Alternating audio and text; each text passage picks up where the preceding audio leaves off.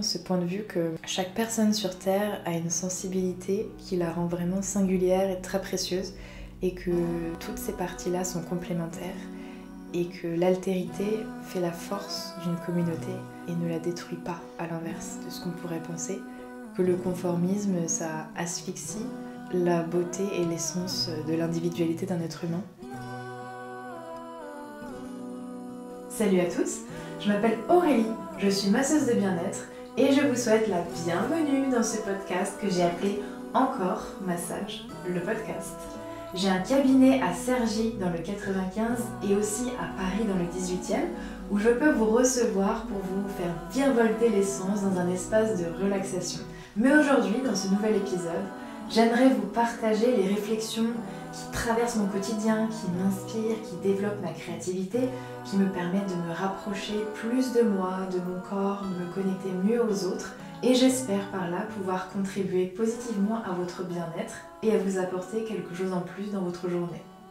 Vous pourrez retrouver l'intégralité de ces épisodes sur d'autres plateformes d'écoute comme Spotify, Apple Podcast et si vous en ressentez l'élan, vous pouvez vous abonner, partager les épisodes, écrire un commentaire et donner une note au podcast. Alors pourquoi est-ce que j'ai voulu créer ce podcast ? Déjà parce que j'adore parler.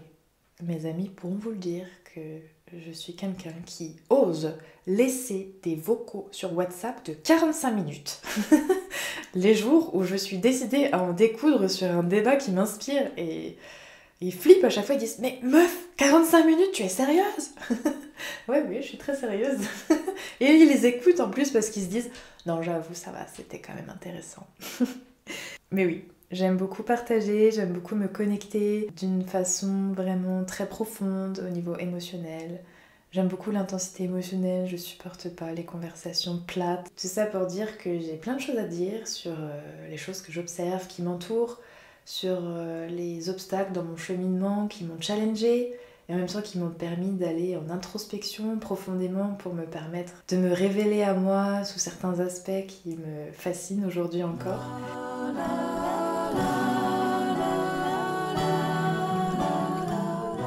Et du coup dans ce podcast j'ai envie de parler de rapport au corps, rapport à soi, aux autres, rapport à ses émotions, rapport à son intégrité physique et psychique, notamment par le respect du consentement, par le respect de ses limites, les siennes et celles des autres, par le respect de ses envies, s'autoriser à être pleinement soi-même. J'ai envie de parler de sexualité plus consciente, de santé mentale, de relaxation. J'ai envie de parler aussi de massage, pas forcément professionnel, parce que ça je vous en ai assez parlé dans mes vidéos, mais de vous parler de massage effectué par vos proches ou que vous effectuez sur vos proches pour savoir quelle est l'attitude idéale à adopter dans cette perspective. Ça me tient à cœur de vous donner des petits conseils pour vraiment apprécier l'expérience à sa juste valeur.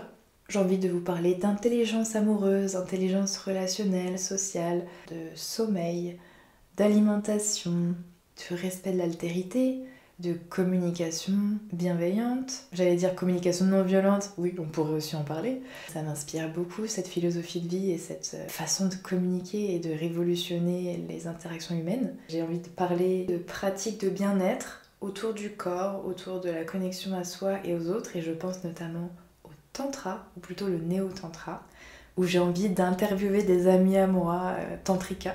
Oui, voilà, un tantrika, c'est quelqu'un qui pratique le tantra. Mais voilà, pour moi, le tantra, c'est quelque chose qui m'a changé ma vie, changé ma réalité. Même si je ne suis pas experte dans le domaine, je suis juste pratiquante. Ça m'a ouvert les yeux sur plein de choses. J'ai envie de vous inspirer par tout ce qui m'a aidé, moi, à me sentir plus libre dans mon corps, plus libre d'être moi-même, moins conditionnée dans des injonctions familiales ou sociétales qui m'ont longtemps enfermée dans un carcan et dans un moule trop petit. Imaginons qu'il y a des chaussures qu'on essaye de nous faire porter qui sont 5 fois trop petites et du coup c'est pas confortable, on est d'accord. Et donc on a juste envie de les balancer quoi. Et de sentir le sol, fouler le sol pieds nus dans le sable ou dans la terre ou ce que vous voulez, mais on n'a pas envie de mettre ses chaussures quoi. Et du coup cette désobéissance consciente, si je peux dire, pour être plus libre de s'autoriser à répandre sa lumière, sa différence, J'ai vraiment ce point de vue que chaque personne sur Terre a une sensibilité qui la rend vraiment singulière et très précieuse, et que toutes ces parties-là sont complémentaires, et que l'altérité fait la force d'une communauté et ne la détruit pas, à l'inverse de ce qu'on pourrait penser, que le conformisme, ça asphyxie la beauté et l'essence de l'individualité d'un être humain. Et du coup, je suis vraiment heureuse à chaque fois de côtoyer des personnes vraiment très très différentes les unes des autres. Je n'ai pas de diplôme en tant que psychologue ou bien de doctorat en psychiatrie ou bien de dons médiumniques en mode chaman ou autre, mais tout ce que j'ai, c'est l'envie profonde de partager à cœur ouvert mes expériences de vie qui m'ont relevé de périodes parfois très sombres. Et j'espère que si vous traversez ce genre de choses, ça peut vous réconforter ou bien que ça peut vous aider sous certains aspects. Parce que j'ai le point de vue que dans cette existence où parfois on peut traverser de profondes souffrances et de profondes détresses, c'est pas en vain. Et que si on peut s'entraider, eh bien je le ferai avec plaisir.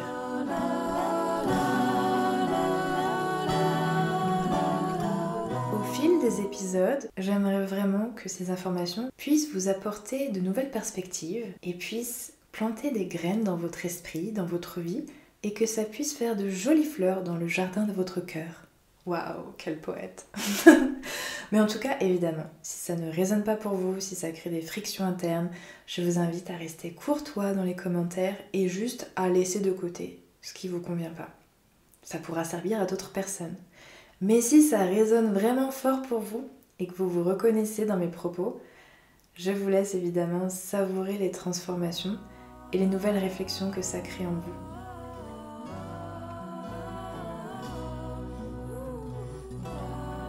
Je suis profondément touchée par l'approche du docteur Joe Dispenza et je crois vraiment qu'on peut changer sa réalité à chaque instant en changeant sa façon de penser, puisque ce sont les pensées qui créent nos émotions qui créent des sentiments qui peuvent être plus ou moins ancrés à l'intérieur de nous, ces sentiments qui créent notre expérience de vie et ces expériences qui figent notre réalité. Sur ces paroles prometteuses, je vais vous souhaiter une merveilleuse journée et on se retrouve très vite pour un nouvel épisode. À bientôt!